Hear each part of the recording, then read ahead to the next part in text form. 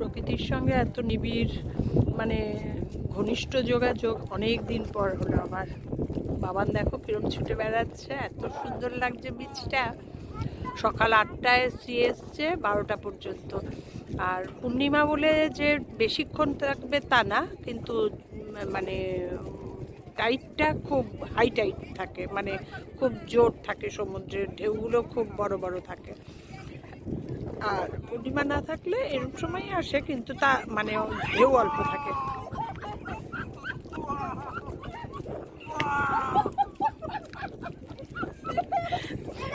আমরা ঝালমুড়ি খাচ্ছি বলে একটা ছাগলও পেছন পেছন ঘুরছে, ও একবার 2 পা দিয়ে দাঁড়িয়ে গেছে। আবার আবার করো, আবার দাও, ও 2 পা দিয়ে দাঁড়াবে, একটু দেখি।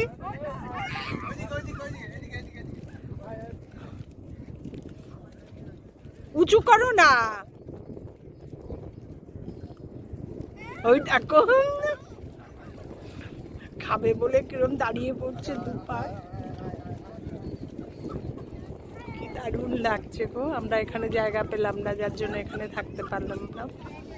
আবার ব্যাক করে যাব বালাসোরে, আবার কালকে আসবো। বেশিক্ষণ হ্যাঁ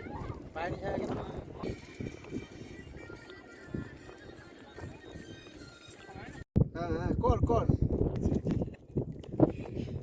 দেখে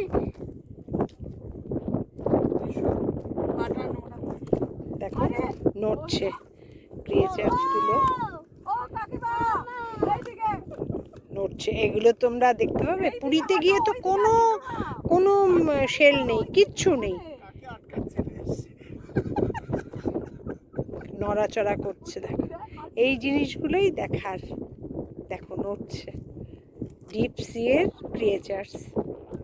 দেখো এত সুন্দর হাওয়া দিচ্ছে যে এই হাওয়া ছেড়ে মানে যাওয়ার কথা ভাবাই যায় না। দেখো কি বিভৎস হাওয়া, চুল উড়ে যাচ্ছে একবারে।